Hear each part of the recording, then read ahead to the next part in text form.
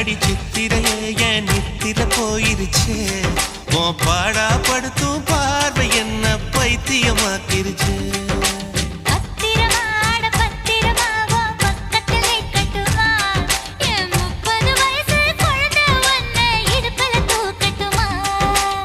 இடுப்பு மடிப்புல ஊஞ்சல் கட்டி தூளியம் ஆடட்டுமா